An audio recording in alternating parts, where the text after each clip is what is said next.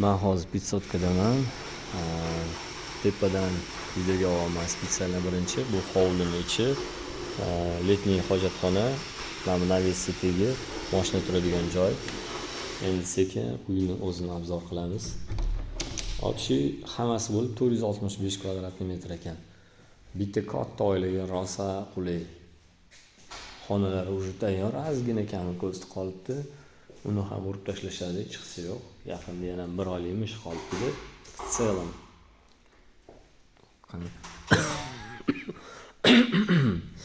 Так. Mana tepadagi hojatxona, rakina, kelgan kir mashina va unitas turadigan joy. Ya'ni sanuzli.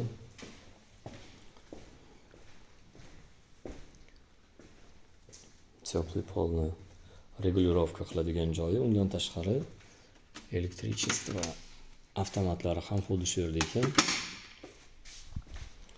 Keyingi xonasiga kiramiz. Juda stilli remont qilingan. Patologning balandligi ham o'ziga yarasha. Subhanalloh. Bu demak hisobimiz bo'yicha ikkinchi xona bo'lib turibdi. Tak. Keyingi 3-xonaga kiramiz. Juda katta xonalar.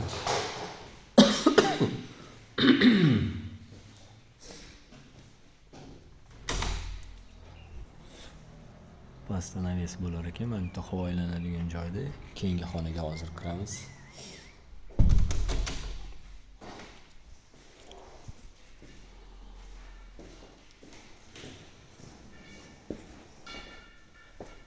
Qaynona, kelin, navaralar bilan birga yashashga rosa zo'r hovli ekanda. 4 sotiyda 465 kvadrat metr. Xudo xolisa. Juda katta zal bo'lishi kerak bu. Da. Nihoyatda katta xona ekan bu ham. Aboy ham gap yo'q. Shu katta oilaga to'g'ri keladigan uy ekan bu. Ozgina kam ko'sti qolibdi.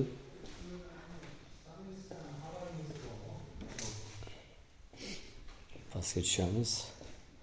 O'sha haliga aytganimdek ozgina kam ko'sti leshitsasi qolibdi. Yana lyustralari qolibdi. Tamom, xudo xolisa. Bu birinchi qavatni теплый polni отоплениясini regulirovka qiladigan joy. Bu avtomat ko'rib turibsizlar. Birinchi qavatda oshxona. Oshxonasining o'zi qanaqa katta. Subhanalloh. Tepada 4 ta xonamida, 4 ta xona edi. Hovlidan kirib kelaverish, mana bu yerda переговорlar qilsa bo'ladigan katta zal. Subhanalloh, bu zalni hozir o'lchab aytmayman sizlarga.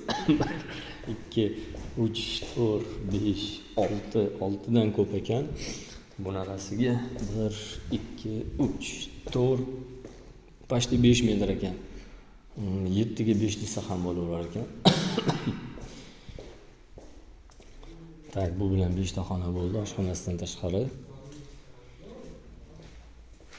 Mana birinchi qavatdagi sanuzul, vanna, dush va rakina uchun joy.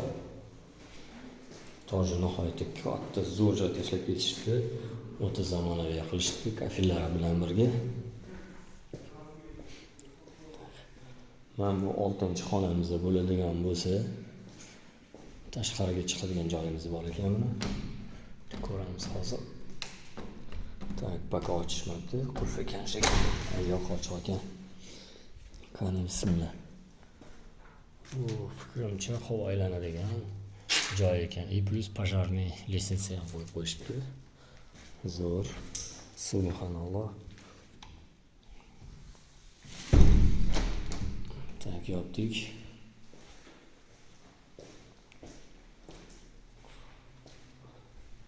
Mana bu yana bitta 7-xona bo'lishi kerak, kattagina. Da. Haliga aytganimdek, bu 7-xona. Bu yerda ham mana toza havo uchun joy bor ekan.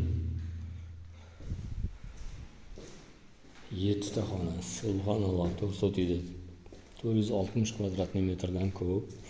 Hop, podvalga tushamiz. Tak.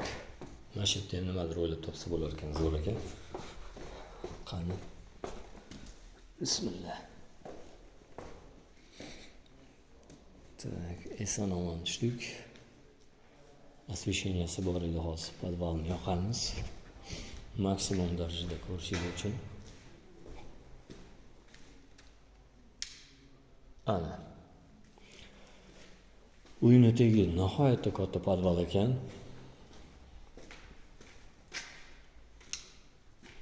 Bu hovliga chiqaverish joyi.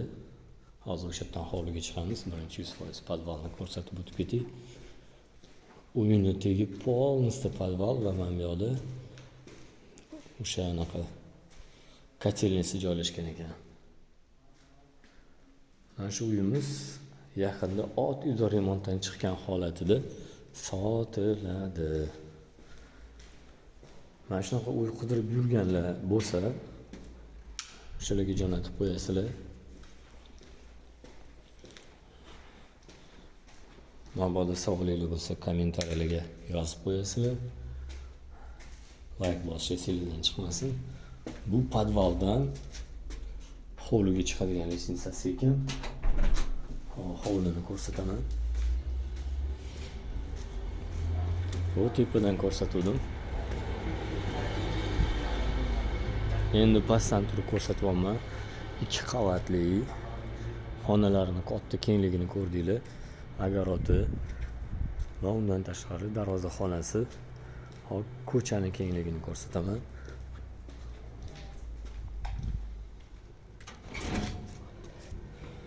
Qayerda joylashgan deysizlarmi?